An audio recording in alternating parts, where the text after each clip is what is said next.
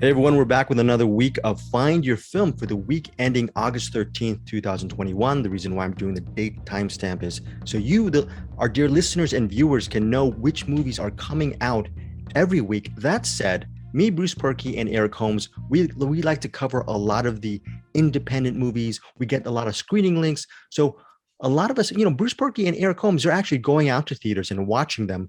I actually had a chance this week to see a screening. I was a coward and I didn't go out. I'm still worried to leave the house. But eventually down the road, all three of us will be doing a lot more commercial films. We're going to have a commercial film discussed this week. It's a week later. We're going to talk about the Suicide Squad. But for this week of August 13th, we have a lot of movies to cover for this week. New movies this week opening on Friday, August 13th.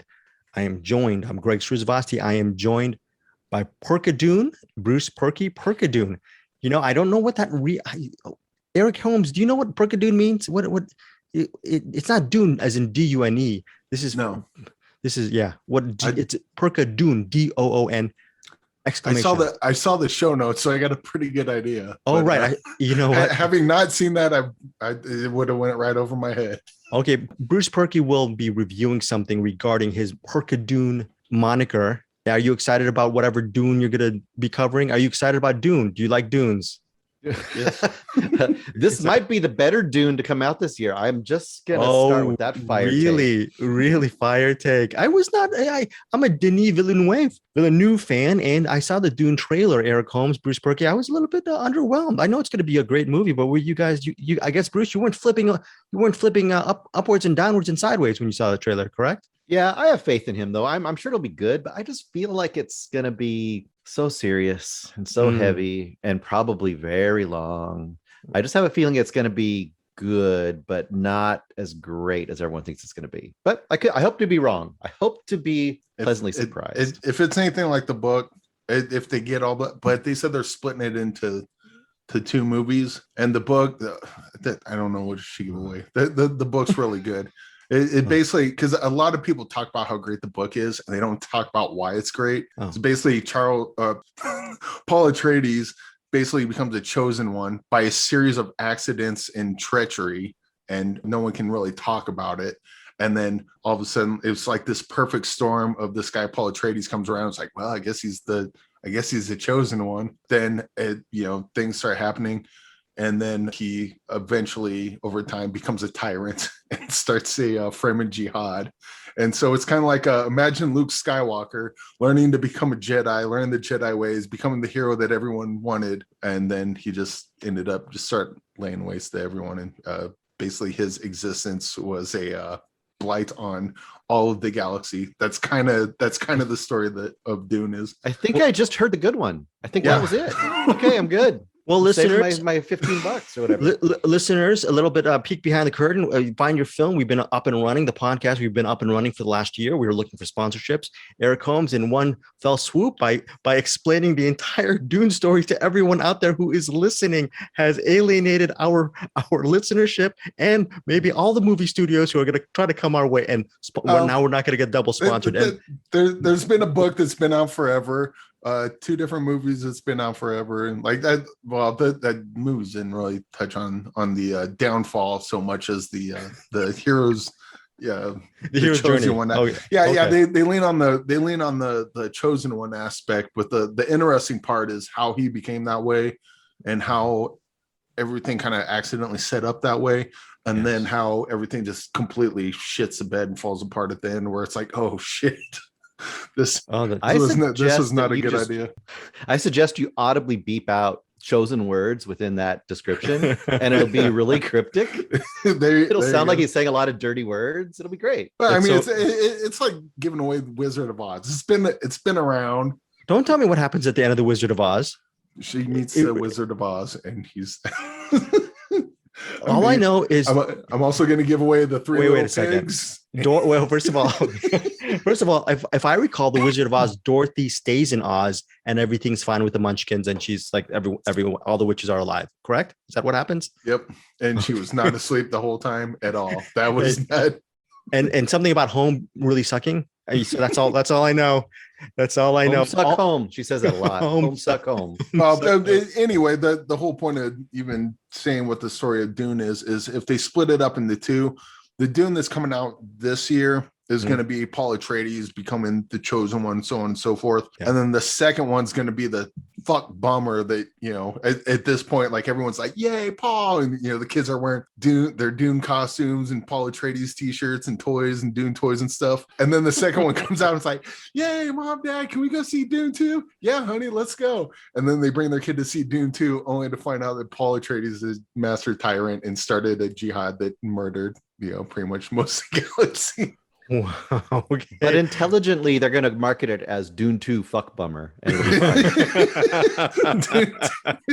That was I believe that was the name of the second half of the book. Listeners to this podcast, if you do see Dune down the road, can you please tell me, Eric, and Bruce what you think of the movie? Because as of this moment, we are all banned from actually watching that movie. Thanks to Eric Holmes' prophetic words. Very cool, though. That's actually very interesting. Eric Holmes, you have something very, very interesting coming up within a few seconds. But before we get to your really big story for this week, Eric Holmes, this weekend, me, Bruce, and Eric, we are taping a William Friedkin Spotlight podcast, because William Friedkin was one of our first, if not our first, director spotlight. Thankfully, Eric Holmes brought that up over a year ago, and now a year later, we're back with William Friedkin. We will be covering the Friedkin films Jade and The Hunted, two movies I believe are. I haven't seen Jade actually. Bruce Berkey recently saw Jade. He's not going to give us our reactions. He hasn't even told me and Bruce me and Eric, what's going on with that? What he thinks. He had a couple of comments, which I thought was interesting, but we are covering Jade and The Hunted. The Hunted, personally, I think is a very underrated Friedkin film. That's why it's my choice. Eric, what did you think of these two choices, Jade and The Hunted? Are these two good selections for our next Find Your Film Director Spotlight as far as William Friedkin goes? And they're William Friedkin movies, so obviously they're good selections. I don't think he's got a bad pair of the bunch. When we did the first William Friedkin, which you can listen to on podcasts, places everywhere, probably wherever you're listening to this one, just scroll back all the way to the beginning. That'll be the first one. But when we did the first William Friedkin, come to find out that he doesn't have many misses, and like even his misses are still pretty good. So, but specifically The Hunted and Jade, very excited to talk about both of those. Okay, very cool. Yeah, if you go back to our podcast feed, like Eric Holmes was saying, I mean, we covered a whole bunch of Friedkin films. The one movie, a couple movies that I remember is Killer Joe, and also the highly underrated Sorcerer, which, oh my gosh, that is a classic. Speaking of classics, this is probably our biggest story this week on Find Your Film. Eric Holmes, we always thought like how he likes to bring in a complete universe of filmmakers and just different people onto our program. Eric Holmes, what do you have for us coming up for next week, it's really pretty cool. Well, next week, as you know, I'm a fan of the movie Lose the Flower of Evil. And next week we have the writer-director, Juan Diego Elizondo, or Juan Diego Escobar Alzate. Alzate, yeah. I practiced that so many times in here, you're fucking it up. Sorry. Wait, I know a little Spanish. Yo conozco español. ¿Tú conoces Bruce Berkey? ¿Tú conoces la lengua? I was asking. No. No. Let's see. You know Spanish a little bit. No, I'm serious, Eric. Go ahead. Keep on going. Juan Diego Escobar Alzate, he's going to be on the show with us and to talk about his movie Lose the Flower of Evil, which you can stream on Shudder, among other streaming services. But he prefers, if you can watch it on Shudder, watch it on Shudder, because that's kind of what he prefers that people stream it on. I guess that's going to help him out more. But I believe it's also streaming on Amazon, AMC Plus. It's streaming on a bunch of other different stuff, or you can rent it or buy it even. But also, when he comes on, we will be giving away not one. Wait, what was the first one? Show us not two. Oh, these are different DVDs. But three. That's Blu-ray. Blues DVDs. Yeah. Okay. So we got two DVDs right here. And then we got a 3-pack. This one's number 213 333. Oh my goodness. This is the German version. It's got the Blu-ray, the DVD, and the soundtrack on it. And I gotta show you this because this is really cool for our visual listeners here. It's got kind of how Arrow does the double-sided. Yes. Arrow, Arrow Video does a double-sided pictures on it. There's double-sided pictures on this extended. And then it's got this It's got Beautiful. this little booklet inside with Beautiful pictures of all Wonderful. the different posters they've made. And speaking of posters, we have autographed ones also to give away. I can't unfold those and show those on the show right here. You have to keep them in good. You have to keep them in good condition. So, how many posters, autograph posters, are you giving away, Eric Holmes? So the DVDs and the Blu-rays will have posters in them, and then we have one, two, I believe we have 3 or 4 posters on top of that. On top that just posters by themselves that we can also give away. So we're going to be giving away a bunch of stuff. We're going to be calling a bunch of names. Anyone that's emailed me in the past, you're in. A couple of people have emailed me since. I posted the thing on Cinematics. You're in. And you're in. Basically we just want to give away a bunch of loose stuff, and we will have Juan Diego here to help us give it away and talk about his movie. And we'll be able to talk some spoilers. I'm so very, very excited about this. I cannot even contain myself. Now, this giveaway, listeners, this giveaway, as of this recording, this giveaway will last a couple of weeks, because next week we will have Juan Diego Escobar Alzate on our show with Eric Holmes and Bruce Perky interviewing him. I'll make sure to shut my mouth, because these guys are the better interviewers than me. Eric and Bruce are gonna spearhead that interview with Mr. Alzate. But if you want to be part of this giveaway, email Eric Holmes at hamslime@gmail.com. I will have the actual link in our show notes, in our YouTube video, as well as our podcast audio feed. Also, if you want, you can. I was going to say a big prerequisite is you have to be a member of our Cinematics community, Cinematics Facebook community. That will be an option if you actually want to join our little crew. We have about 500 plus people in our really nice, intimate Cinematics Facebook group. You can join that as well. Once you join that. And why wouldn't you want to? They're and why great people. And why would but you know what, let's just open up the gates. This is a very interesting movie. Bruce has already seen this and he enjoyed it. He liked the surreal take on it. Eric, to be honest, Eric Holmes has been very, very passionate about this movie for months now. So I still haven't seen it. So I'm going to follow instructions and watch it this weekend after our freaking podcast and watch it on Shudder. But again, you don't have to be a member of our Cinematics Facebook group, but if you are, that's cool. Most importantly, email Eric Holmes at hamslime@gmail.com with a subject heading, Loose the Flower of Evil giveaway. Yes. Okay. And how many people will win, Eric? Yes, sir. Well, six. Okay. Maybe 7, but I think 6. I gotta do the math, but I think total is gonna be 6. So you're saying are you saying 6 to 9 people might win this? 6 or 7. I gotta put a poster in one of the DVDs, and then it's confusing, but we'll say 6. We'll say 6. I was trying to put the 6 and Eric, 9. Well, let's ask you again. 6 to 9. I was just gonna throw in the number. What is wrong with you, Eric? Okay, Eric. I can't believe a 69 joke just flew right over my head. You know why it flew by? Bruce, because Eric Holmes is so locked in to this movie. I have to see this movie because, again, there are a couple of movies that I think Eric Holmes, during the full year run of Find Your Film, he has hammered home. Okay. 1, Rent-A-Pal. I'm not in this order, but these 3 movies I'm remembering. Lose, The Flower of Evil. Incessantly, he loves this.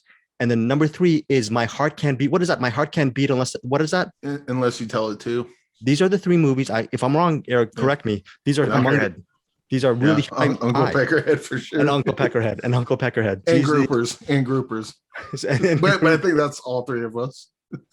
Yes. Yeah, all 3 of us for groupers. And I would also say, just to stretch this out even longer, if you email me your mailing address. I'm not going to stalk you. I just need a place to send the winnings. and then I'll stalk you. That is cool. So again, we are going to have Juan Diego Escobar Alzate next week, and then we're going to be talking about his movie, Loose the Flower of Evil. Eric, we're also going to be talking about movies that inspired him as a filmmaker, right? We're going to talk about Jodorowsky, a whole bunch of stuff, right? Oh, we're going to talk about everything. Okay, cool, yes. Cool. And why get a movie for the box? Bruce. Oh yeah. We're gonna get a movie. Bruce, why should people see Lose the Flower of Evil? Let's hear your pitch on it. Your well, it looks amazing. Especially for a low budget movie, it's got a really interesting look and tone to it. I actually want to ask him a little bit about his cinematography choice and how he kind of picks this kind of almost what would you say? It's kind of almost got that old school like musical brightness to it. It's crazy. Kind of like a Sound of Music Like that, it's got that Technicolor look to it. Oh, very cool. And it definitely it has that weird, unique cultiness that if you're into that kind of folk horror, I think you definitely would like it. If you're into religious horror, it has some aspects of that, and it's just its own animal. It's really interesting. It's cool. I would have liked to have seen Eric's reaction face when the first time he saw Lose the Flower of Evil. You could probably meme it because you were just in shock at how awesome the movie was. You're like, oh my gosh, right? Yeah. So you're pretty much blown away. Okay. My face when I'm watching movies is just like this. And then it gets over and it's like, that was cool. Okay, so that is Lose the Flower of Evil, and we got also Jade and The Haunted. We got a lot of really cool genre stuff working here, working the stew and find your film. Also, Eric Holmes, your moniker, you said peace out, mother effers. It's not mother effers. I'm not going to say what the other part of the mother is. I don't even know what part of darn it. You tried. Oh, okay. That is a reference to a movie we will be covering very, very soon in this episode. Speaking of which, the movies, our main movie reviews this week, the featured movies that are coming out are Howling Village, or The Howling Village, Not Going Quietly. That is a documentary, Raging Fire, and a movie called The East, which I will kind of mini review, and I'm going to see if Eric and Bruce can get actually screening links so they can help out and we can talk a little bit more about it on the rewind for next week. Bruce, dealer's choice. What movie should we cover first? Well, let's see. I think we should start with The Howling Village. Okay, so Howling Village. Okay. I saw this last night. By the way, Bruce, can you remind me another thing? Folks, I've been saying this last couple of weeks. Bruce Perky, whenever we get these screening links, we all get maybe 3 or 4 screening links. We average 3.5 screening links a week. Let's just say that. By the next day, for some gosh darn reason, Bruce Perky has seen all 3 movies, leaving me and Eric Holmes in a state of panic for the next several days. We go, Bruce is already finished. When am I going to get done? And then secondly, Eric Holmes actually finishes by probably Monday, and I am the last one to finish. I just finished all movies before, like an hour before recording. Bruce, how the heck do you do this so quickly? Is it because of your lack of time? You just want to get it out of the way quickly? Well, I usually have Saturday off, and if I get home even late on a Friday, usually I'll start one of them, and if it's good enough, I'll finish it. Then I'll start another one on Saturday morning, and if I have time, I'll finish a third one on Saturday evening. So 3 movies. And Eric, what is your usually weekly schedule as far as screening the movies that we have to watch for Find Your Film? So we record these on Wednesdays. Usually if I have time when we're done, and then I'll at least start on one. Thursdays are usually bad. Fridays are bad. Saturdays, I can usually put something in. It's just, I'll kind of know what I have throughout the week. And then all the free time is, bam, this is when I'm watching this one. This is when I'm watching this one, so on and so forth. Okay, well, for me, before we get to the reviews, I'm going to, after Bruce lands that salvo of the movies that he's already seen on our Google Docs notes, he's already, whenever he checks all movies seen by Bruce, I go into a paralytic shock for the next 4 days until I actually have to finally watch them. So that is another peek behind the curtain. Now let's get to Howling Village. It's in select theaters August 13th, on demand, and August 17th, and it's on Blu-ray September 14th. Now, I would say very simple plot. Okay, it starts off with these 2, I would say teenagers, maybe they're 18, 19, maybe at the most 20, their boyfriend and girlfriend. They go into this tunnel. It's late at night, and they believe through this tunnel or through this passage somewhere out in nature, there is a, quote, the titular Howling Village, a haunted village where there could be spirits, ghosts haunting you, whatever. So they're going there just for kicks. The girlfriend, she's going there to actually probably post it on social media.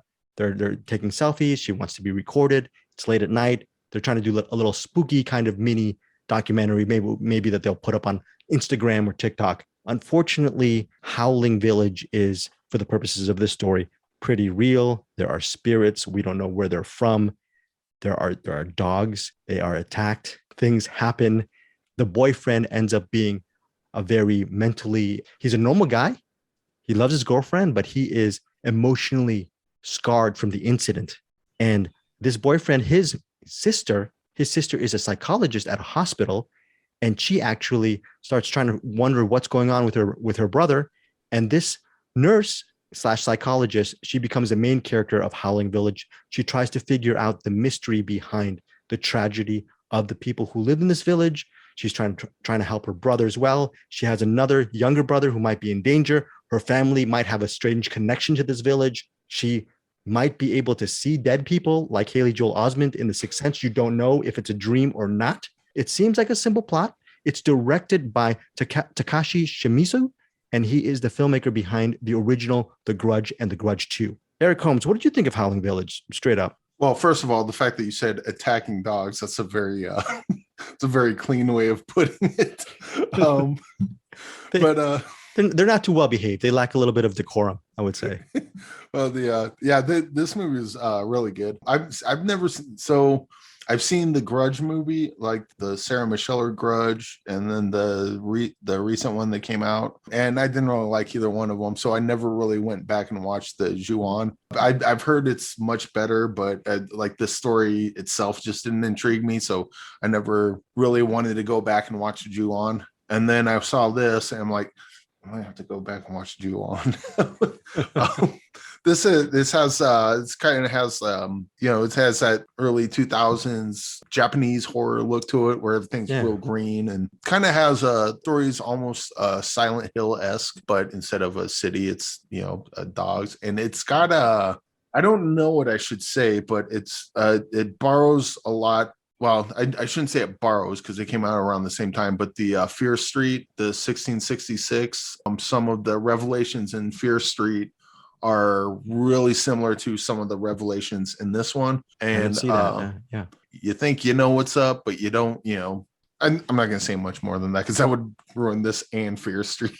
And I already ruined Dune earlier, but that was decades old, so I feel pretty good about that. That's fair. That is fair. But yeah, this is a really good movie. It's really trippy, and I thought that this was going to be like one of those just kind of movies that just kind of like a David Lynch type movie where it just kind of goes all over the place and you kind of don't know exactly how to follow it. But then it starts to, like, towards the end, it starts to come together.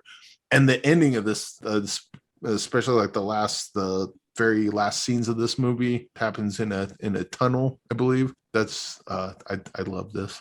I love the ending to this. It started off kind of like, okay, I've been there before, and as it goes on, like, I'm a little bit confused but still intrigued, and then it was perfect dismount ending to make me say, yeah, this movie's really good. Okay, so this is a solid recommend for you for Howling Village. Yeah, but also anytime you get a weird movie like this, it always comes with the caveat, like, if you're not into, I would say if you're not into Japanese horror in general, or if you're not into something like David Lynch, this might not be for you. But if you're at least intrigued by those, I think you might come around on this. And in fact, probably some people that aren't into that kind of stuff, I think the supernatural element might be enough to kind of pull people in a little bit. But yeah, if you've watched The Ring and you've watched The Grudge and you love those, you're definitely going to love this one, because this is like the awesome version of those type of movies. Okay, that's interesting. Bruce, I have a prediction. I have a feeling that you're not going to like this movie. Am I wrong? Yeah, I'm pretty mediocre on it. I would say I have the exact opposite reaction to Eric. I love Japanese movies from horror from that era. I've watched a ton of it. In fact, it was kind of my happy place, late 90s, early 2000s. Japanese horror, Japanese horror, Japanese horror. For me, this one really suffered because it took so much from so many other Japanese horror movies. To me, it felt like a lot of things I'd seen in other movies kind of all jammed together. And I did kind of feel like it kind of jumbled up a little bit too much. Like I wanted it to be more simple, but really effective in what it did. So, for example, there's the whole thing about you go to this bridge at a certain time, and I'm not spoiling anything. This is like the setup of the movie. You go to this bridge at a certain time of night, you go to the certain phone booth, you call, or you get a phone call from that number, you go through a tunnel, and you may or may not get to this like fabled, Howling Village. Cool. Great setup. Let's play with that and make it spooky. And I didn't find the ghosts kind of things that were in this spooky at all. Like, I'd seen better versions of that. There's a thing that happens to a certain person that I'd seen other versions of. The phone call thing I'd seen other versions of. And the ending thing to me was weird. I respected its weirdness. So I guess I'm kind of with Eric as far as the ending. I think the ending elevates this movie, but there wasn't enough early on to like make the ending pull it out for me. Like I felt it was just way all over the place, too much. That said, so this is not a sorry, Eric. Is this not a recommend for you? See, I'm kind of the reverse of Eric on this. I feel like this is a good recommend to people who have seen less Japanese horror. I think if you've seen a little bit of Japanese horror, you might love this movie. If you've seen a lot of the late 90s, early thousands Japanese horror, this might be too reminiscent. That's my feeling, but I don't know. I guess the consensus will tell. So I would say I would recommend it to someone who's seen a little bit less of that. They might get more surprises out of this. Eric? Yes. To say? I'm sorry. I was actually going to agree with the thing Bruce said about the beginnings kind of muddled. I guess where I differ with Bruce is I just thought it all kind of came together. Like I was kind of, rattling around in my head and like, I'm not quite sure what happened. And then as the movie went on, it started coming together for me. But yeah, I was like, yeah, no, I've seen a bunch of Japanese horror, and then I'm like, no, it's mostly Korean horror that I've been watching. Like I think of like Takashi Miike and stuff like that. But I mean, yeah, you're not wrong. But I don't know. I think maybe check it out. But yeah, you're probably right. There's some people that I'm trying to think of any other ones. It's not The Grudge or The Ring. Like One Missed Call, The Pulse, Okay, Cairo. There's a bunch of other ones. I think Takashi even directed One Missed Call. I think he was the director behind that. Yeah, So. there's a lot of little things that are like in this that I've seen in other things, even to the point of how a certain character dies early on, in a surprising way. I'm not going to say who and how. That was almost taken directly from another horror movie. What was that one movie? The Black X, the Curse? Is it the Curse? Cure. The Cure. All right. That movie's great. Is that Japanese or is that Korean? It is. Yeah. Okay. Yeah. Well, I'll just try to stay safe and call it Asian cinema. Asian cinema. Very good. Very good. So I liked Howling Village. I actually, like Eric, I liked it. I liked the movie, but I will agree with Bruce in a certain sense. It's like actually having a nice meal and then you go, okay, this is a nice, simple meal. I'm going to enjoy it. Wait. I didn't want this ingredient on my, no, this is a good, I like olives, but this is too much. No, I don't want, I just want water. Don't get me the Diet Coke. I like Diet Coke, but I don't want it right now. I'm just having a simple salad. But then I have all these olives and I have a freaking Diet Coke. I'm a little bit confused. There are parts in this movie that Bruce was alluding to, like if you go to a certain time of night, you can get in the Howling Village. Yeah. You know what? All of that is inferred. And Eric was talking about this Fear Street interwoven thing. Yes. All of that is in the movie. There are so many threads in this movie that you go, take out some of these threads. Take them out. It's Howling Village. Village A should be scary. People who go there should pretty much almost die or be cursed for the rest of their lives. You don't have to do all of these things. This movie is a little bit overcooked for me. That said, I still recommend Howling Village for the scares. There is a death sequence from a certain height that will always live with me for the rest of my days. Which one? Yeah, there is. Oh, right, exactly. There are a couple of death sequences in this movie just on that level that made me emotionally, spiritually howl inside, because not laugh, but howl in fear because of what I just saw on the screen. And I think this actually agrees with Bruce's take. I am not an expert in Korean or Japanese horror cinema, so I actually appreciated Howling Village maybe a little bit more due to my own naivete of the genre. So I would say Howling Village is a recommend for me, but there are moments where I think Bruce, I just wish sometimes simple would be more. There's even the end. The ending has several gotcha moments, and you go, can you take out 3 gotcha moments and just put one, and just stab me right through the heart? You don't have to do these little pinpricks. No, but yeah, still interesting movie. Eric? I wanted to point out the Fear Street. There's when I compared it with Fear Street, there's one specific thing with Fear Street that I got you. Yeah. Right. The way that the plot goes in a way that you are not expecting. You think this is happening because they keep saying this happened, and come to find out something completely different happened. That's I think they could have, for me, they could have had that through thread all the way through and just taken off some of the extraneous. There's things with water that could have been taken out. I understand why it was there, but they could have taken that out. They could have made the I see dead people didn't have to be there. Everyone can see dead people if you go to the Howling Village. You know what I mean? Like you don't have to have this whole other element. There's a lot of little elements like that I think kind of dilute it in the way that Greg is talking about. There's a subplot with a kid that's cool, but not needed. That's like the olives. I like olives. Can I good can kid. Yes. Okay. Can I vaguely point out a very funny? I thought this scene was hilarious. To your without context, this isn't gonna make much sense, but we'll just do this. Pretend this DVD I'm dropping down is smiling at me. Yeah. Okay. Very. That will never. I'm gonna send you guys. I'm gonna send you guys a sequence from the original Pulse later, and you will be like, "Oh, okay." Well, I appreciate that, Bruce. Thank you for that. But yes, that DVD, the slowly descending from high to low, Bruce. I mean to Eric. Very good. Yes, I will never forget that sequence. Just for that, I recommend Howling Village on demand, August 17th. And in theaters, August 13th, and on Blu-ray, September 14th. I cannot with that sequence. But again, too much things. Bruce, if they just, like you said, if they just focus on the family's connection to the Howling Village, and just made it really creepy and scary, and made it about more of this generational, right? Well, and just give it like, and it started out too, and we don't have to keep talking, but I mean, it started out with that idea of, you set up the situation and you give it rules. When you go here and you do this, this happens. And it's like that creates the tension of the creepiness to come. And then you build on those rules. And I think that's enough. That's enough.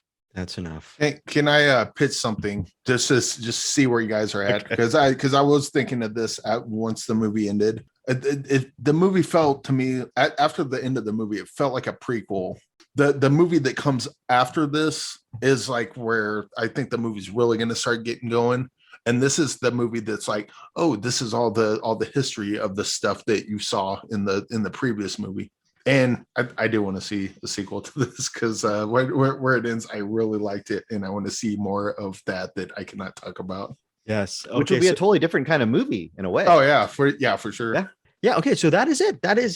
So I can't believe we spent like 5 hours on this movie. It's amazing that a seemingly minor movie, we had a lot of things to unpack. Maybe that's a good sign for you guys, for you viewers and listeners of this podcast. Maybe tell us what you think of Howling Village if and when you do see the movie. Now, next up is a documentary called Not Going Quietly. Specifically, it is in theaters on August 13th. I don't know if it's, as of this recording, it's 100% fresh on Rotten Tomatoes. It centers on Adi Barkley. Oh, wait, my fault. It centers on Adi Barkan. My fault. It centers on Adi Barkan. He's co-founder of Be a Hero, the Be a Hero PAC, organizer for the Center for Popular Democracy. Adi Barkan has been a lifelong political activist. And this documentary centers on everything is going well for him.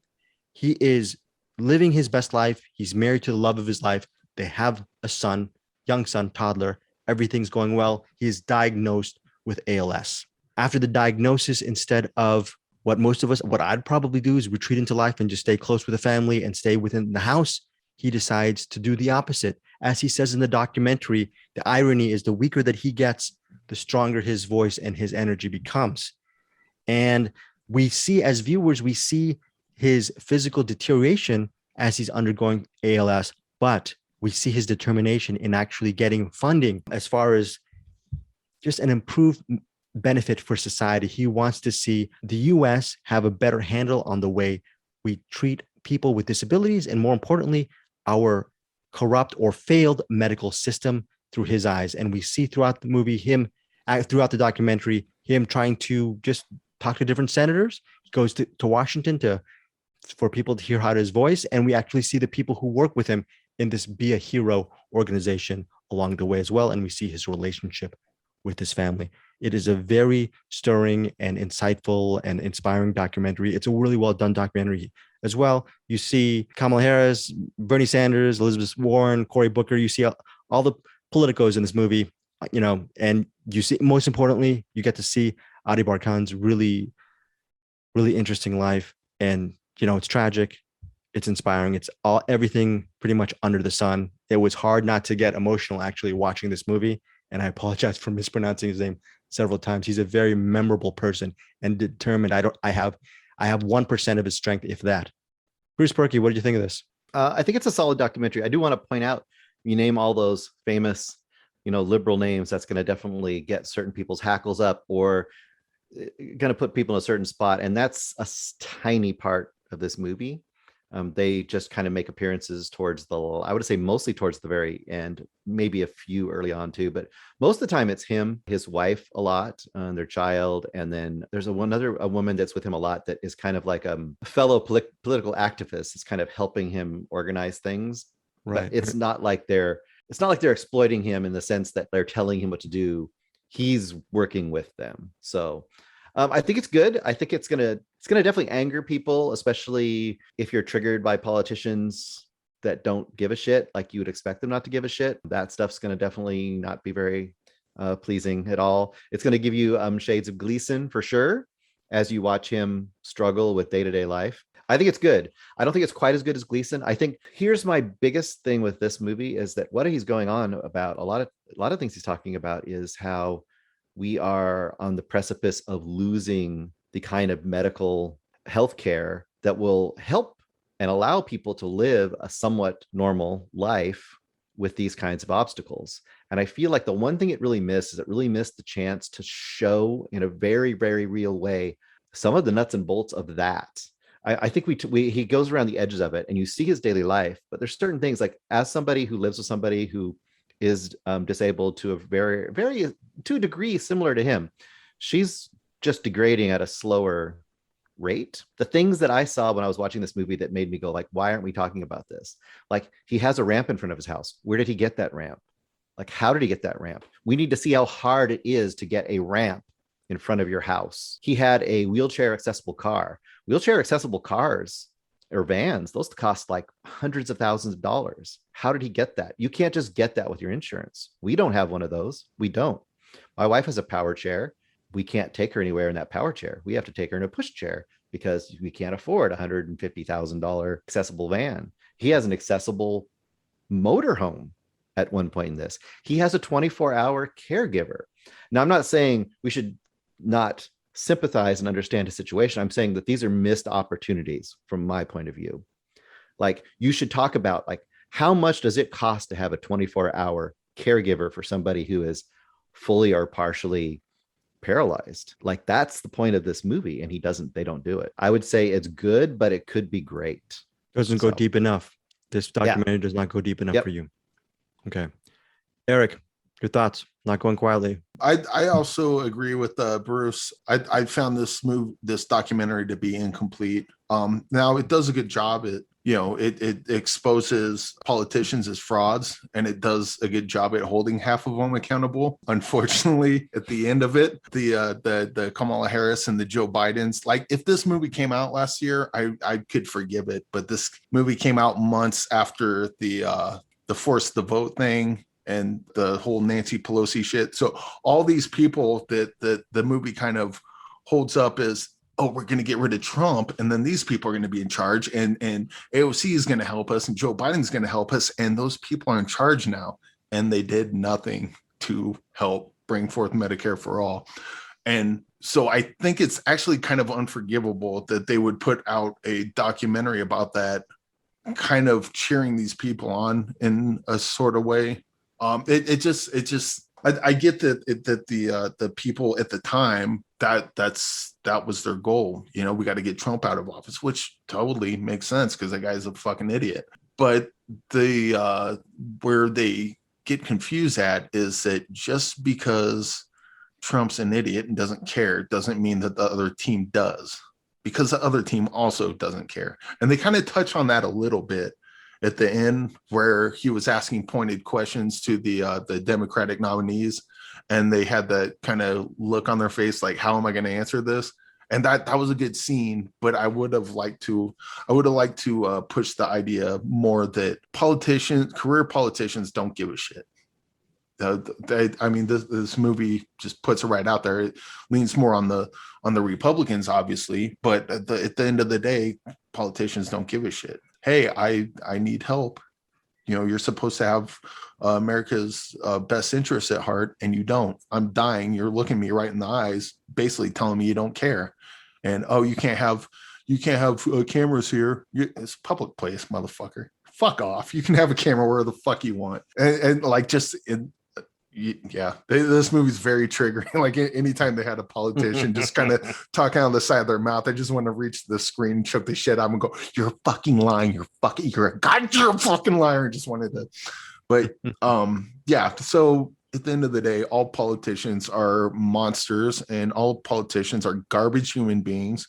And again, this movie holds half of them accountable. I wish they would have held the other half accountable as well. And to Bruce's part, there's a kind of a missed opportunity showing kind of the day-to-day nuts and bolts of what it's like. Granted, there's other people that are sick too, that have different things, but we're with him, so let's see what the nuts and bolts of what his disease and his day-to-day life are, and really drive home of why this is important. Because another thing, sorry, I'm just ranting off. I'm just getting off on a complete rant here, but a lot of people that aren't politicians but are kind of like to lick the boots of politicians for reasons I don't quite understand. They're the kind of pick yourself up by your bootstraps. And one of the cool things about Adi Barkan. Yeah. One of the cool things about Adi and this, the ALS, his deterioration he's going through, is that the people talk about, "Oh, I didn't have to do that. I picked myself up by the bootstraps." It's like, dude can't even barely talk. Like how, and he's not the only one that's like this. Lots of people, look, just because you're able-bodied, just because you're able to get a job, doesn't mean everyone can. And just because there's some people that might be mooching off the system doesn't mean that's the case for everyone. There's people that need help. And I think if you would have told the politicians that ALS was a brown person in a foreign country and that medicine was bombs, then we'd be throwing billions of dollars towards medical help for a lot of people. But that's not the case. And I don't understand why politicians are garbage people. And you know what? Fuck it. This movie's awesome. So I was going to see maybe if our podcast get a little bit of some dollars from Washington, but I don't think that's going to happen anytime soon. We're just burning all our bridges today. So yes, listeners, if no support from sandworms or PACs in Washington, so that's a bad thing. But we love Eric, so we are sticking by him. That's going to be a theme on our upcoming film. By the way, I will not suicide myself this week. So if I, if something happens, I just want to throw that out. Okay, yeah, conspiracy theory. That'll be interesting. So Eric Holmes, recommend or not recommend for this movie? It is. This documentary is definitely incomplete, but I think honestly, this movie's telling. It's basically teaching things we should already know by now. This should be kind of like, remember we had the Marky Mark, I can't remember the name of the movie, the Marky Mark movie. Joe Bell. Joe Bell. So this could be one of those movies that kind of has added value depending on who the viewer is too. You know what I'm saying? So, I mean, like in my case, it doesn't add a ton of value because I literally am kind of living close to the issues that are here. So I understand it, but someone else is going to see this and go like, okay, now I see this guy in the shower and he's having someone have to wash his hair and help him get bathed. And then he, during the shower, says, and he's using the arm rails to hold himself and help himself support himself. And he says, well, what's going to happen when I can't do that anymore? That kind of thing is value added for someone who doesn't have any personal experience in the realm of what true, challenge is in this realm. So I would also add that Adi himself is value added, just because as a person and as a character, he's very charming person. And like even when he completely loses his voice and he's just talking with the computer voice, like his personality comes through even in that. So I mean, as a character piece is really good. Okay, yeah. So I enjoyed this movie. I really enjoyed the documentary. But yeah, like Bruce said, could have gone deeper in a lot of issues. But as a peek and insight into the look of the life of Adi Barkan, struggles with ALS and his continued determination to actually make a difference in this world, worth checking out, obviously on different levels regarding your knowledge to the situation. So again, that is Not Going Quietly hits select theaters, Friday, August 13th. Last but not least, I hope it's not least, is this movie called Raging Fire. Now, I know Bruce Perky is not, maybe I'm wrong. I know he's not a big fan of Hong Kong action thriller kind of things. Is that your, that's not, is that, it's kind of not your. It's like the reverse of what I was talking about with horror, Japanese horror movies, right? Yeah. I'm like the guy who doesn't watch a lot of fighting movies and, kung fu or whatever version of martial arts it is. Yeah. Well, this is a martial arts action thriller drama thing that's like, if you like Heat and you kind of dig Den of Thieves and you dig Donnie Yen, we're talking about value added. I think this is going to be a value added film.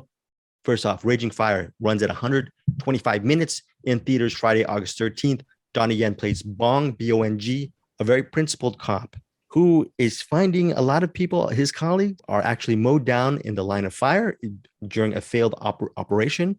8 of his colleagues are killed.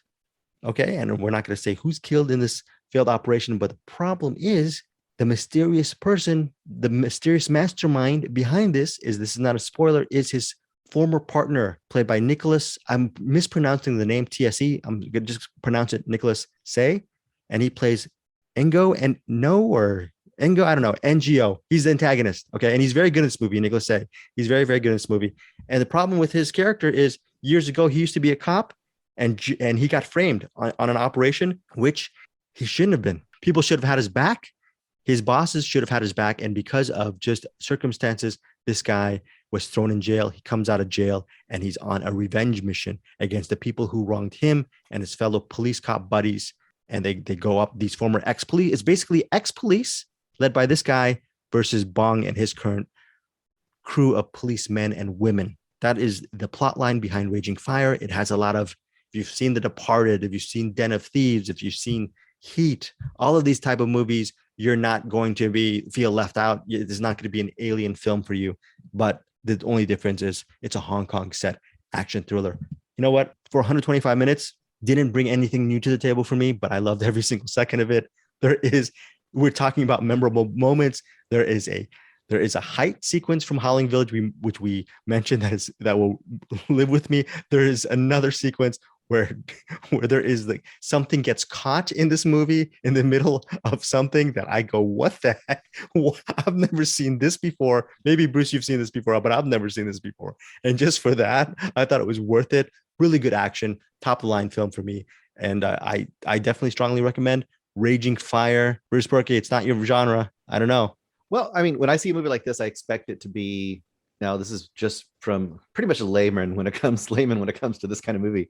I expect pretty much no plot, just excuses to get to the fight scenes. And it's a little of that, but the plot's actually a little better than I expected it to be. So I found myself more invested in the characters than I thought I would, especially the villain, because my experience, once again, limited, usually the villain is just a villain. They're bad, or they've done something really bad to make the hero angry, like, they've killed a family member or something to make the hero angry.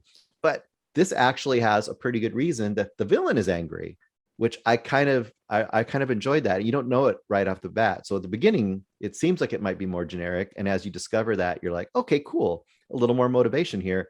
So it gives you just a slight bit of, I don't know, say it's sympathy, because the guy is pretty evil, but a little bit of sympathy. And I think it added to me character a little bit more than I expected. And then the action fighting pieces are pretty damn good to my eyes. And what I liked, so once again, you guys tell me where I'm on or off on this one. What I really liked, there's an early action scene. There's like a sewer leading up to like I don't know, what is that place? It's like a building little complex or something. And they do this really cool thing where they have a drone shot going over it. And as you're watching it, and this happens in several times in this movie, as you're watching it, you're like, okay, cool. This is where the fight's going to occur. I'm seeing the whole set. Like, you're seeing it from a distance. And there's multiple times in this movie where you see a whole set and you're like, oh, this is where we're going to fight. And then the fighting itself was really good because, I mean, obviously you've got high level martial artists here that are really on top of their game. But what I really liked about it, and it felt almost like those video games where you have a really interesting backdrop where the fight occurs. And as you're fighting, they'll like fly through a piece of that like backdrop and go to a second level of the backdrop. And then they fight there and have a big, cool fight. And multiple times this felt like that to me, but in the best way. It was over 2 hours and I wasn't bored. I enjoyed it. So I think I think people who like fight movies will like this. I did, and I don't generally. That is very cool. Written and directed by late filmmaker Benny Chan. He passed away last year, I believe, of breast cancer. So rest in peace to Benny Chan. After watching this movie, I actually want to see more of Chan's previous work. Eric Holmes, you might actually, out of all three of us, you might have seen more of these type of genre films than either me or Bruce.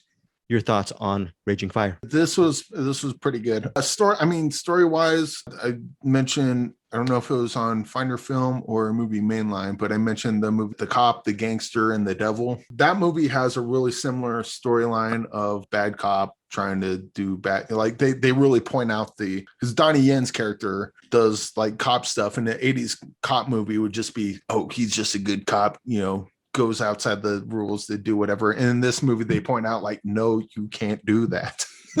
The Cop, the Gangster, and the Devil go a lot deeper into that whole idea. And this one does okay with it, but you don't, at least for me, I don't really watch these movies for that. This is a stunt movie. This is a fight movie. So I'm watching this movie to watch the cool stunts, the cool set pieces, the fights, the choreography, and more importantly, like it's even got a couple parts that are kind of similar to what they call the Indian Bollywood. They have some definite Bollywood influence. Especially there's one part where a guy's sliding towards a kid, jumps out of the passenger seat, grabs a kid, jumps on top of the car. It's like, oh, you're gonna be okay. I'm like, that was awesome. See that doesn't happen.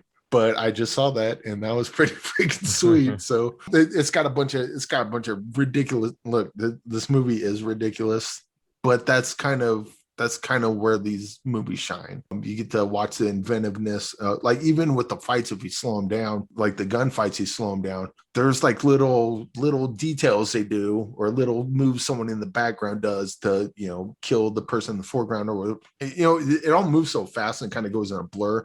But if you slow them down, it's like, oh, I see what he did in the background. That was pretty clever. Or, oh, okay, like the one guy, they have they're basically fighting back and forth with the gun.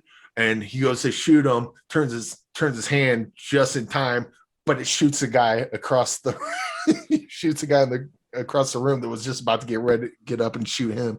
So the fun stuff like that.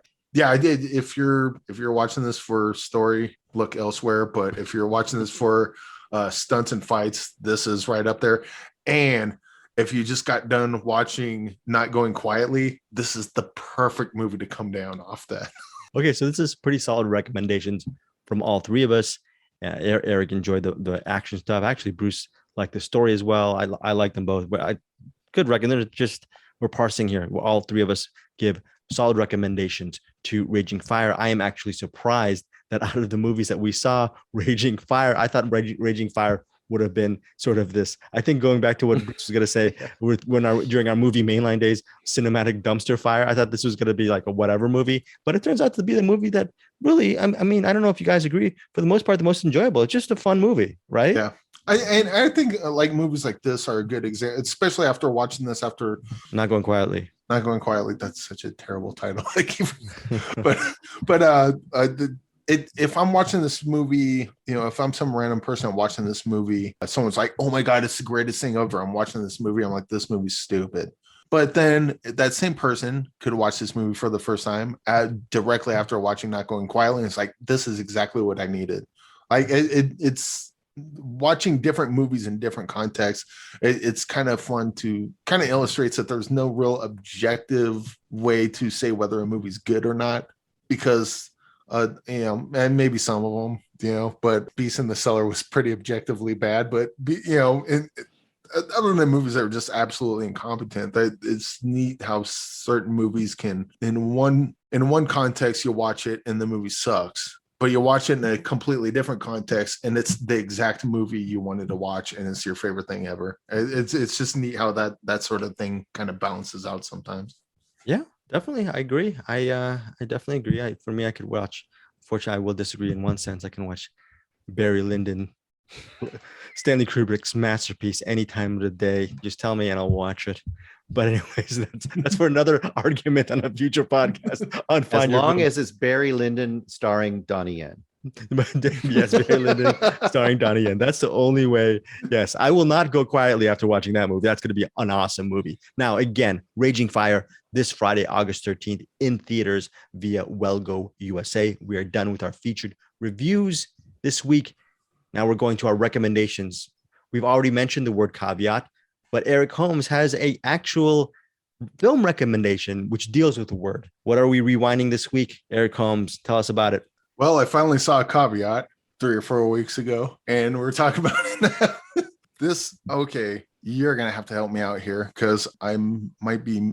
So there's a woman walking around with this little rabbit thing, and she's pointing the rabbit around, pointing the rabbit around, and pointing the rabbit around, and then pointing it and stopping the rabbits playing the drums. It's a little rabbit toy, I guess, not an actual rabbit. It's like a kind of a monkey haunted with the symbols, kind of. Yeah, but it's a rabbit playing a drum version of that, Yeah. and quite honestly, the rabbit's creepier looking. That's true. By a lot. And this is, if I'm remembering the movie correctly, so this one's where the guy's tied up. Yep. He's tied up and he's chained up because they go and they're supposed to look for something, or like they're supposed to look after someone or something. Bruce, help me out. Her father died and she's alone in the house, and she's pretty obsessive and has obviously some kind of emotional issues going on. And I think it's her brother, I want to say, or maybe her uncle. I think maybe it's her uncle, says, I want you to stay with her a few days in the house because she doesn't want to leave the house. I don't want to leave her there alone. Yeah. But she also doesn't want you to go in her room. So you get to be like chained up to this harness that will only let you go to certain areas of the house, but not all the way to her room. Yeah. Which he thinks almost, he believes correctly, this is a bad idea. I'm not doing that. Yeah. But that's the part in the script where it's like, we're gonna let this part go. Yeah, because this is the part that there's no way in any life whatsoever that this would ever make sense or that anyone would do this, but it's a movie, so we'll give you that one. And then he sticks around the house, and then she's a little nuts. And I mean, it's a kind of it reminded me a lot of, what is the one, I can't remember anything today. What's the one with the mom and the daughter watching their grandma in the house? Relic, yeah. This had a lot of Relic vibes to me. It didn't have the never-ending house, but there was like a bunch of hidden nooks and crannies. I don't want to say they did a good job on geography in this, because I got confused a lot of the geography, but I think that was kind of the intention. Like, I knew certain areas of the house, and then I kind of got confused of where the place is connected. But I think that kind of helped with the dread and the thing that kind of creeps me out about these kind of sort of endless house type movies. Except this one, the house does end, and you just can't get out of it because he's chained up, which doesn't make sense. But yeah, this is a very creepy movie. I'm not sure I understand it fully. Bruce, why do you like all these creepy movies? You make me and Eric watch all these creepy movies that make us feel uncomfortable and question our own sanity, huh, Bruce? You made me, and now I'm gonna have to watch it now, and I'm gonna get creeped out. I want to ask Eric, were you? I'm not gonna say what happened, but there's a point where he's in a room with something, a small room, and he has a saw, a drywall saw. Yeah. Did that scene really creep you the fuck out? Oh, what? Don't say what's in there. Don't say what's in there. Yeah. There's something in there with him. Yeah, I did, because that's like one of those things. I have nightmares about that, and that's a recurring one. And it's weird because it's one of those things. You just see a wall. I mean, there's a wall behind. Hey, Greg, look over there. There's a wall. You just take walls for granted. Oh no, I can't even bring up that movie because I'll give up. But you take walls for granted. You never know what's behind the wall, and so it kind of definitely plays into that, and kind of in a way has some people under the borrows a little from People Under the Stairs a little bit. But yeah, there's some creepy stuff. I'm not quite sure what the point of the story was. A lot of that went over my head. But I mean, I think it's just a creepy movie. Maybe it's just nothing more than that, which is fine because it definitely did the job there, creeping me out. So good on you. The only caveat I have is I have no pun for this review. So this is a recommend for you, just as for people who love creepy, atmospheric type of movies. Yeah, I think and Bruce may or may not agree. I don't think this movie goes real deep. It seems like a movie that should go deep, or that feels like it is going deep. I don't think it does. I think it's just a creepy movie. If you're looking for something much deeper than that, you might be disappointed. But if you're just looking for a movie it's not even, it didn't even seem like a very long movie. Was it like an hour and a half or something like that? And if you just want to get in and get out and be creeped out for a little bit, this will do the trick. Speaking of something that you can't get in and get out of, 2 hour. I forgot this as far as the featured reviews. I'm going to do this as a movie recommendation. By the way, that was Eric Holmes's rewind of Caveat, a movie that several weeks ago Bruce Perky praised. It's currently streaming, I believe, on Shudder. So definitely check it out there. But in theaters August 13th, also streaming everywhere in theaters August 13th, a movie that I'm seeing is not getting as much play as it should be. It's already, we're recording this on a Wednesday. We'll put this out on a Thursday. Hopefully by Friday, there'll be some people who have heard of this movie called The East. It's a movie set post World War II. It's called The Indonesian War of Independence. It's a Dutch film, and it centers on a young Dutch soldier who volunteers for this Indonesian War of Independence. He goes to Indonesia to actually make sure everything's fine. He's trying to make a difference in the world. And what happens is he realizes that his colleagues, the unit the unit that he is part of, they are just, for a lot of times, they are just stuck doing nothing, patrolling the night, making sure none of the rebels go into their camp. He wants to do more. So ultimately he becomes a devotee, a sort of a student of this really rebel. I don't even know if he's a rebel fighter. He's just a guy who straddles both sides. He's known as the Turk. He is a person who knows the language in the Turk. Yes, Bruce Perky. You can be the Turk. The Turk.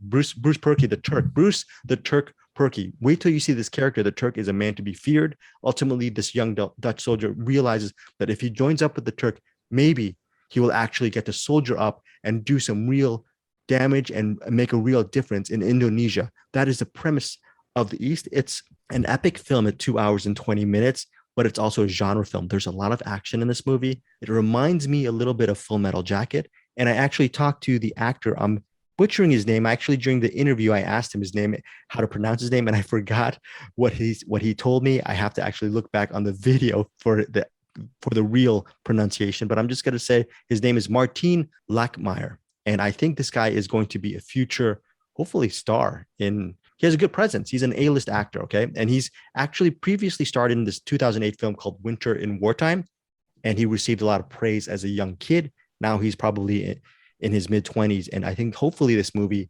will set him off to a different path as far as a leading actor. But it is highly recommended. The reason why I'm not going to talk too much about The East is I'm going to request links for Eric and Bruce to hopefully see it if they have time.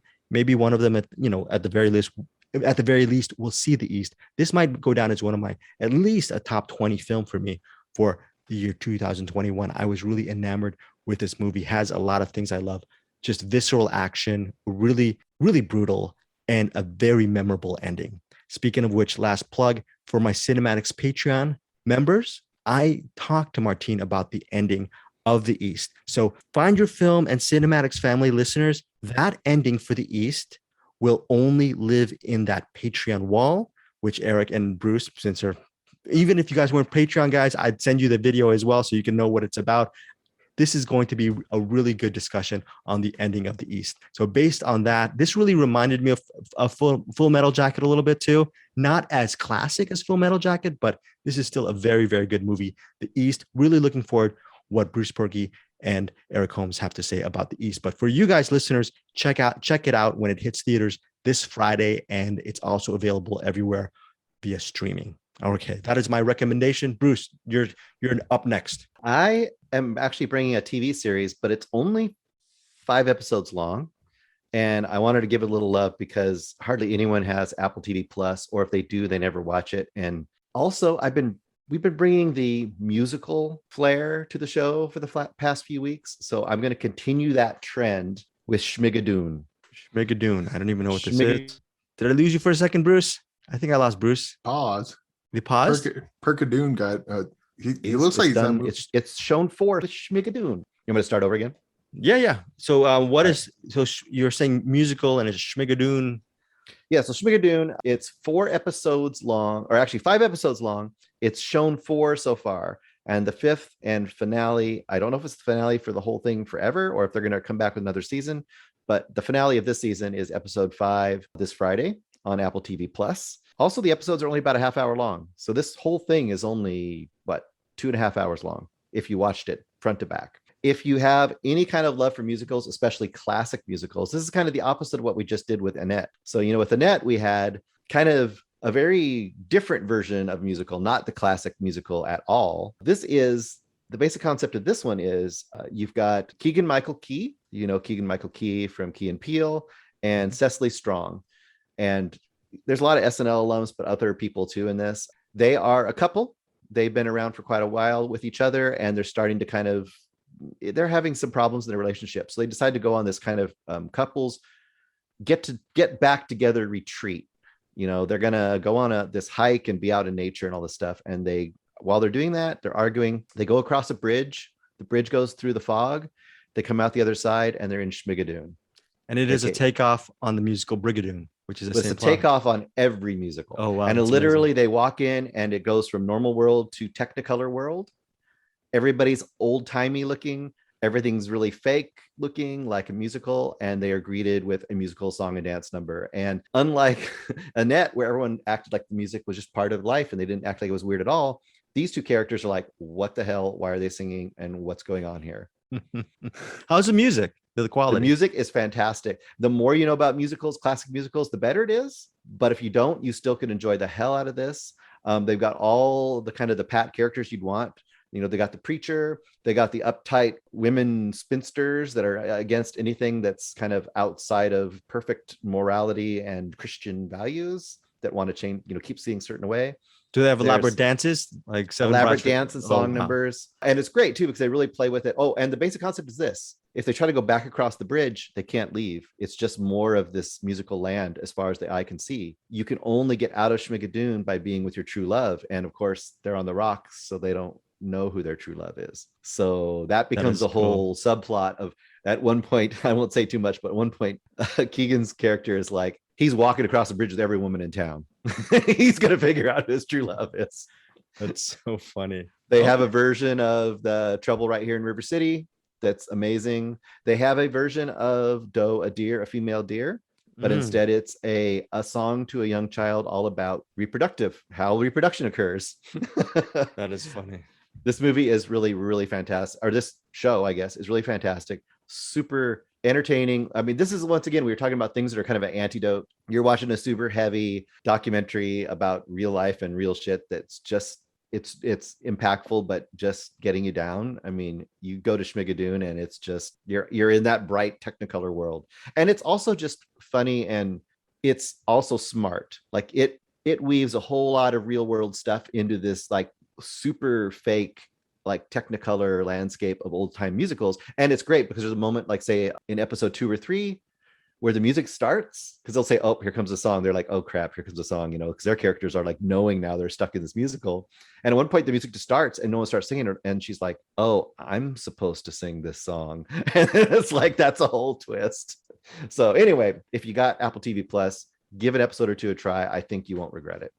All right, so that is Schmigadoon on Apple TV Plus. Before we get to Bruce's What's in the Box pick, let's do a lightning round on our thoughts on We Don't Need the Plot Synopsis. On the Suicide Squad, I'm going to go first. Really enjoyed it. Not going to watch it again.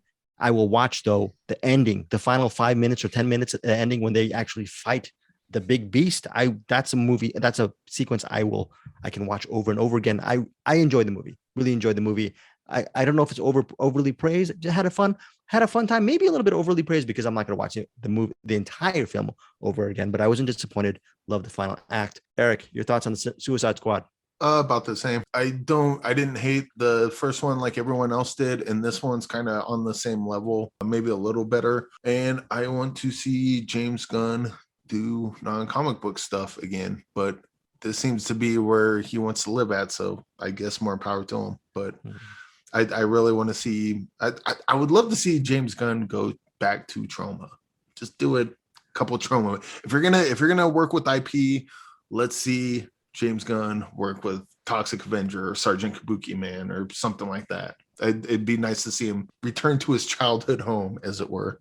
But as it is, he's going to be doing comic book movies for the rest of his career. It appears to be, and they're not bad. They're not my favorite movies, but they're, like you said, it's worth watching once, I think. Bruce? I prefer my comic book movies dumb, violent, and colorful, as opposed to self-important, gray, and ponderous.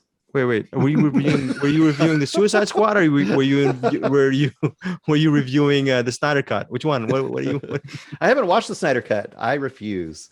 Okay. No. So yeah, to me, this is more my vibe with a comic book movie. I like it where it knows that it's silly. It knows that from the beginning, the concept is silly, and it doesn't even try to pretend that isn't the case. So it says, come along, let's have fun. It's like, to Eric's point, it's more like a trauma version of a giant comic book movie than it is like him being imposed upon too much by the system. His weirdness is creeping out around the edges. And to me, you can tell by the characters he seems to enjoy the most, which are the characters that are not the main characters. He seems to enjoy the polka dot man. He seems to enjoy the shark guy. He seems to enjoy the girl with the weasel. rats. Yeah. And the rats. So, I mean, you can tell that if he was given just even a little more, he probably wouldn't even have the two hunky character dudes in this at all. Even though they have some fun moments, he'd probably be like, I don't even care about those guys. Let's just toss them off to the side. And really credit. Oh, go ahead, Eric. I want to also kind of not push back, but just kind of add that people talk about trauma movies as being schlock, and it is to a degree, but also what trauma movies have that the Suicide Squad doesn't is not vastly deep, but there's, like with Lloyd Kaufman's, with the Toxic Avengers movies, there's, social commentary. With the Poltergeist, that whole movie's a satire. The Suicide Squad's not really about anything. It's just a bunch of cool scenes happening one after another. And so when people say that this is like a trauma movie, Traumaville movie, I think they don't. I think it's kind of a slight on Traumaville movies, because I think they get, not all of them, but a lot of them go a little smarter than people think on the surface. I would say that. I think what you're talking about there, and we said we do this short, but I think what you're talking about there too is that this has to be what the comic books had plus what he's doing. Yeah. So I think you're only getting the part of what he would really be his sensibility and really be his story if he just had it. Like you said, like he does Slither. Slither is him. Yeah. You know what I mean? So yeah, I see what you're saying. Or Belko Experiment. He didn't direct it, but he wrote it. Exactly. This is like Belko Experiment's like a better version, in a more concise and thoughtful version of the Suicide Squad, in a way. Yeah. But I think I also, a couple of things I'm going to credit this movie for. I feel, I'm guessing that maybe James Gunn was a huge fan of the Robert Aldrich film, The Dirty Dozen. So that's a movie that also has really not much about anything. It's just more about the visceral exercise of seeing these people, seeing if they can get away in one piece. Same thing with the Suicide Squad on that very surface level. Still can be fun. Second thing I really enjoyed is Margot Robbie as Harley Quinn. She's not the big star in the movie. She's just one of the characters. She has a subplot, but I'm so glad that he let all those other supporting players really shine, actually take the spotlight away from Margot Robbie in this movie. So I thought it was really well done, and credit to everyone for just making a really great ensemble piece. But yes, I pretty much agree with you guys. I'm not going to watch it again. I'll probably watch the ending again because I thought it was kind of cool. Starfish stuff. I love it. So, okay. Now, before we starfish flavored water. Yeah, it's very good. Very good. Oh, I love that. And we love the fanatic and the education of Charlie Banks as well. So, anyways, before we get to what's in the box, what do we have to drop before we get there? What does Peter Beta do? Yo, Pete, drop that beat. Who's in the box? What's in the box? You lie! No! What's in the fucking box? All right, Bruce, what is in the box? What did you research for our fellow cinephiles out there in the movie sphere? Well, I rewatched, because I have seen it before, Ingrid Goes West from 2017. This was suggested by the good Joe, the Russo brother. Yeah, not really a brother, but he's the good Russo, we call him. I think Again, you both. Cherry's a classic, folks. Don't listen to Eric and Bruce. Love Tom Holland in this one. I might be the only person saying that, but yeah. You've both seen this, I think, probably. Yes, maybe. enjoyed it. Okay, cool. Yeah. So you guys can both kind of drop in on it. Directed by Matt Spicer. I looked up Matt Spicer and he hasn't done a bunch of stuff. I was kind of surprised because this is a pretty solid movie. This is Elizabeth Olsen as kind of a influencer, Instagram person, and Aubrey Plaza's character, Ingrid, kind of latches onto her. And at the beginning of the movie, we see, okay, first of all, Ingrid Goes West. I bet you, for people who have not dived into this movie and know nothing about it, they hear that title, they probably think it's a Western. They probably don't know what it is. So I want to kind of dispel that right off the gate. This is very modern movie. Well, it's 5 years old, but it's not a Western for sure. So Aubrey Plaza, at the very beginning of the movie, you see her. She looks disheveled, like she's been crying. She looks all stressed out, and she walks into a wedding of somebody she might know, and she walks up to the bride and pepper sprays her in the face, and then immediately cut to she's in some kind of a facility, obviously going under some mental rehabilitation, possibly some medication, possibly some work on her mental stability, and she, lo and behold, gets out of that situation. Her mother has died. She has an inheritance of something like $60,000 or $70,000. She finds a new influencer in the name of Taylor, who is Elizabeth Olsen's character, and she's like, that's the person I would love to be. I should be that person.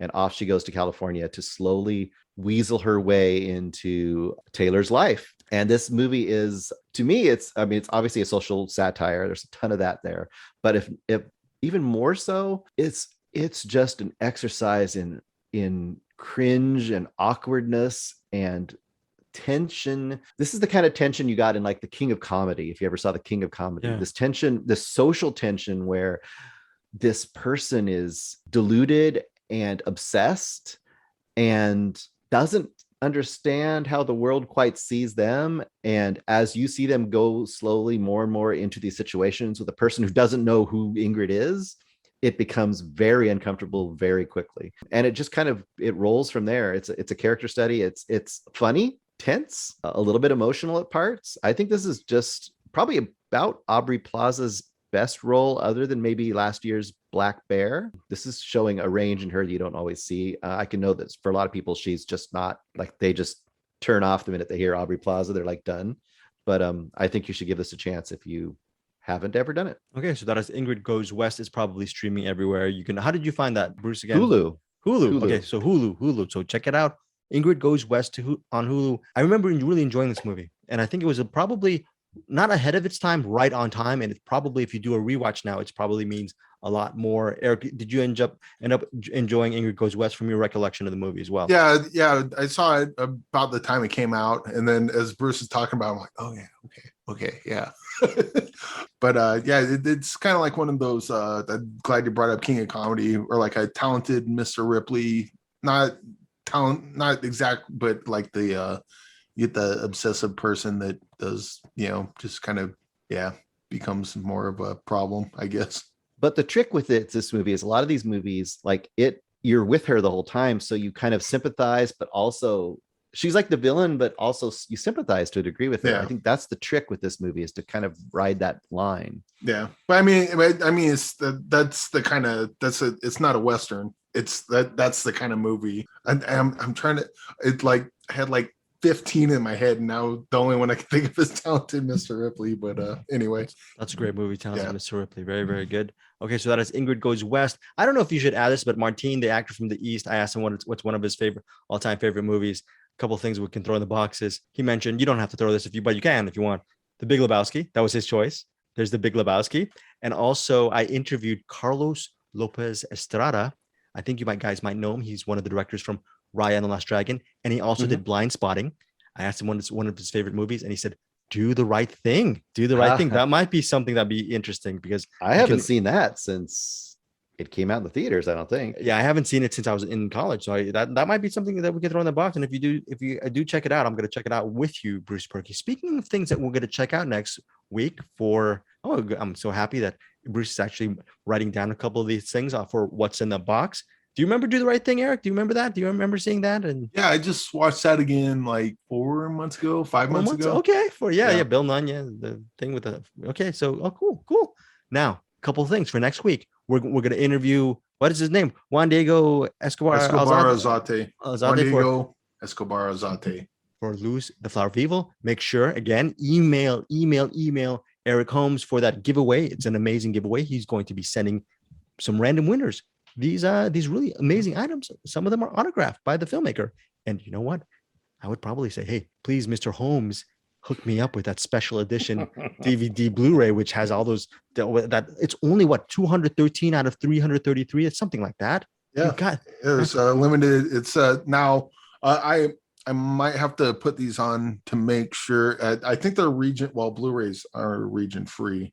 The DVDs, I will check those on my DVD player to see if they work, because like the ones, the German version, so on and so forth, whether they work or not, these are mostly for collector's items anyway, especially the posters. And, my gosh, look what Eric and Juan are doing for you guys. You know, Lose the Flower of Evil. You guys are being treated. You know what? Forget it. It's not free. You have to be a member of the Cinemax Facebook group. You have to like all our socials, and then you have to put a comment on our Apple podcast. Now, if you don't do that, and if you don't follow me, you can still enter the giveaway. Don't worry about that. I was kidding. That's an amazing giveaway for Lose the Flower of Evil. I'm so excited to actually watch this movie. Bruce Perky's seen this movie, but he's actually going to rewatch this again, along with so many other movies that he has to watch. I think Eric Holmes, in his own weird way, he doesn't have to rewatch Lose the Flower of Evil, because probably every 2 days when Bruce and I are not looking, he's probably it's probably playing on his laptop. Just I mean, I'll watch it again if I have to. Very good. This is one of those like, oh, I get an excuse to watch again. I guess I'm just gonna have to put it on. Yes. But again, hopefully Eric will be here next week, because who knows, maybe a couple of politicians might come knocking on his door. Eric Holmes may disappear. There may be a sandworm attacking him. Or maybe Timothy Chalamet might actually want to actually call Eric Holmes by his real name and Paul Atreides him all the way to next week. We'll see what happens. There's going to be a lot of things next week. But in all seriousness, we are also going to review a couple of movies next week. We just got a screener link for an animated film called Crypto Zoo, which I think Bruce is interested in. And I received a screener link for next week. This might be the only 2 movies we're going to cover, because you know what? I'm tired of watching 4 movies a week, man. Bruce gets it done before us, and then I'm in a coma and until the last 6 hours. I'm not going to do this again, because you know why? The second movie we're covering might be very value added. It's a movie called Demonic. I just got the screener link for Demonic. Blomkamp. Is that the? Yes, it is. Oh no! Is that the? Yes, it is. Bring it on. There it comes. After I'm ready for this one. I haven't seen anything, but I like everything. I saw District 9, once. Chappie. What? Love District 9. I saw Elysium once. Okay. Love District 9. And Chappie? Chappie's, I love Chappie. Chappie's probably his best one. Chappie's. Okay, Bruce, what do you got? Neil Blomkamp, what do you think? District 9, Chappie. I like all the movies. I like Elysium? all his Oats Studios stuff that he did in the last like 4 or 5 years. All the shorts he did. Yeah, I'm down. I'm so glad that he now like, I know that he was supposed to do Halo and he was supposed to do the Alien movie. I am so glad he dodged that bullet. I mean, it would have been great for his career, but we get District 9, we get Elysium, we get Chappie, we haven't seen Demonic yet, but he did 4 movies, and none of those are franchise movies. Had he started off doing Halo, he would be working on Halo 4 right now, and we would not have any of the 4 movies that we have now. Eric, he'd have a $500 million house in Malibu. And I'm sorry that he doesn't, but I'm hoping he's at least doing well. And as far as an artist putting art out into the world, total dodge bullet that he wasn't able to get Halo off the ground originally, and then he didn't get stuck in and I love Halo, I love Alien franchise, but I love that we got 4 original movies from a artist as opposed to 4 franchise movies that anyone could have done.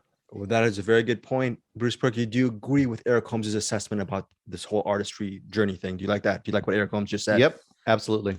I absolutely hate it. I'm in it for the cash grab. Cash grab. Please support us on Amazon Associates, so we get a little cut. And I'm so excited. I'm all kidding aside. We're really excited to actually review Demonic and whatever. What is it? Papa Zhao.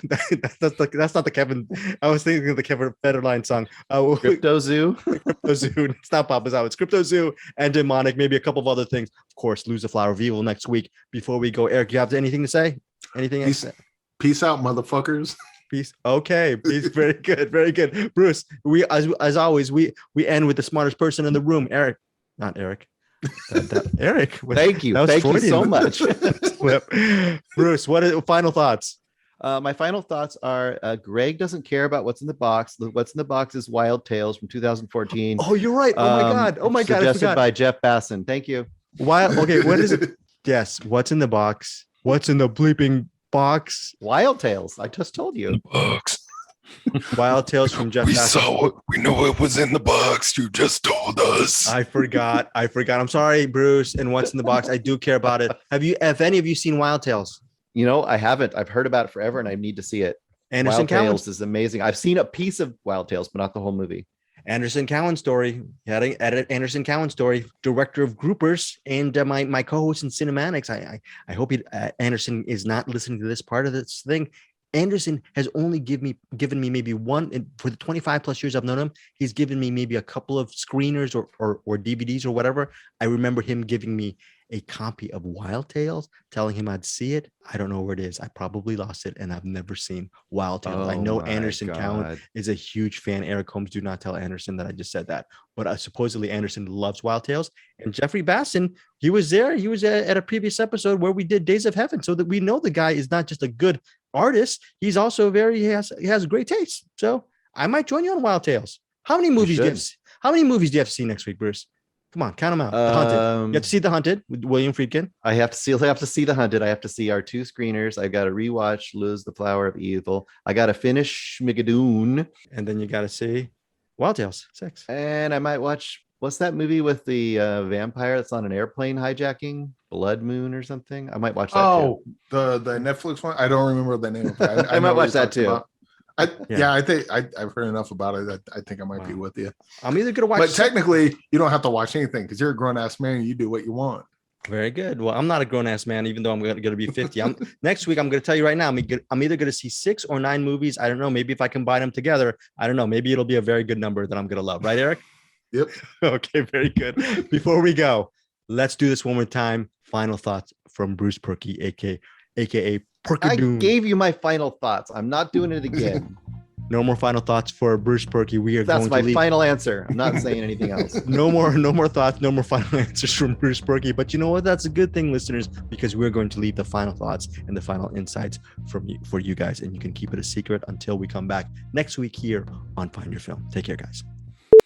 Hey guys, if we're back. If you're actually listening to this, our podcast feed actually ended. So for some reason, you're probably still in your car and you're walking around and you're wondering why is Greg Sruzavasi still spewing his friggin' mouth? Well, there's a reason why, because me, Bruce Perky, and Eric Holmes, we've been talking about our top 69 podcasts out there. And these podcasts will be available in whatever podcatcher you use. Eric, we're now down to our number 1 podcast of our top 69. For some reason, Eric Holmes created that number that me and Bruce had to research, like literally listen to so many freaking podcasts. Yes. Eric, what is your number 1 out of your 69? Well, I mean, there's many podcasts that I like, but my number 1, and it wasn't really that tough. It wasn't really that tough to come up with this. My number 1 podcast and YouTube channel is Let's Crash This Parade with Jack Fitzpatrick. He's a very funny guy, and he has a bunch of wonderful videos about movies and about his thoughts on movies, and a bunch of fun ranking lists.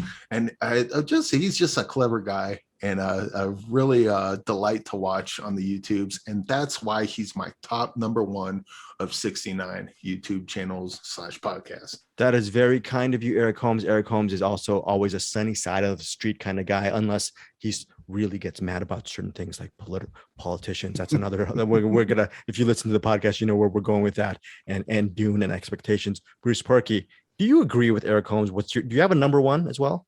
Well, I'm slightly different than him.